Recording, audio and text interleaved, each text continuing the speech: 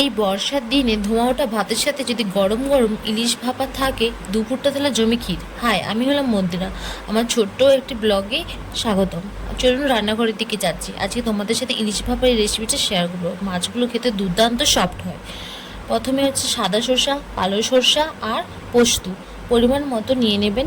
তারপর কটা কাঁচা লঙ্কা ওর মধ্যে দিয়ে দেবেন। ভালো করে মিক্সিং গ্রাইন্ডারে গুঁড়ো করে নেবেন। আর এদিকে মাছটার মধ্যে আমি নুন হলুদ ভালো করে আগে থেকে মাখিয়ে রেখে দিচ্ছি ওই 5 মিনিটের মতো। রাখা হওয়ার পর ওই যে ওইদিকে দেখুন পেস্টটা রেডি হয়ে গেছে। এই যে বেটে নিয়েছি, এগুলো সব কিছু নিয়ে একটা বাটির মধ্যে নিয়ে নিচ্ছি। আর এদিকে কাঁচা লঙ্কা কুচিয়ে নিয়েছি।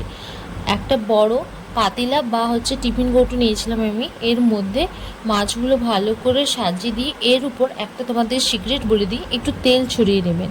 হ্যাঁ, মাছটাকে একটু তেল মাখিয়ে নেবেন, তাহলে মাছটা আরও অপূর্ব খেতে ভালো লাগে। এরপরে এই বেটারটা দিয়ে দিলাম, দিয়ে ভালো করে মাখিয়ে নেবেন মাছের গায়ে, যেন এপিট ওপিট করে যেন ভালো করে মাখানো হয়ে যায়।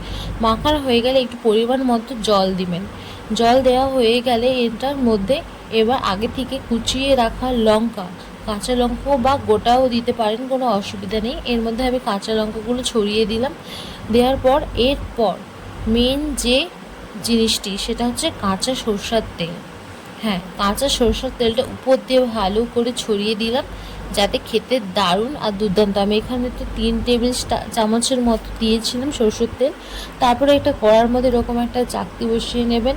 তারপর হচ্ছে টিফিন কৌটোটা দিয়ে দেবেন। যেহেতু আমাদের টিফিন কৌটোটা বড় হচ্ছিল না বলে এই যে আমাদের বাড়িতে ইডলির মেশিন ছিল, এর মধ্যেই আমরা ভাপে বসিয়ে দিয়েছি। এরকম ঢাকনাযুক্ত যে কোনো তোমাদের বাড়িতে যদি কিছু থাকে তো এরকম ঢাকনাযুক্ত নিয়ে তার ভেতরে ওই ভাপে রেডি করে বসিয়ে দেবে। তো এখানে এসে রেডি হয়ে গেছে। তো এটাকে এবার নামিয়ে নেবো টিফিন কৌটোটাকে। তো এই যে দেখতেই পাচ্ছেন কেমন প্রচণ্ড গরম ছিল, আস্তে সাবধানে নামাবেন।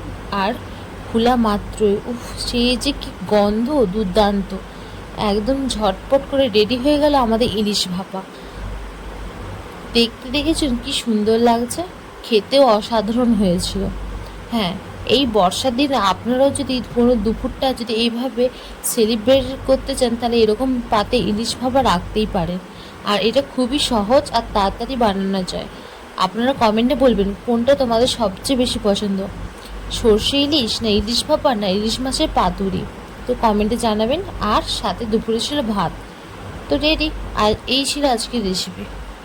ভিডিও ভালো লাগলে লাইক সাবস্ক্রাইব করে দেবেন আর ফলো করে দেবেন।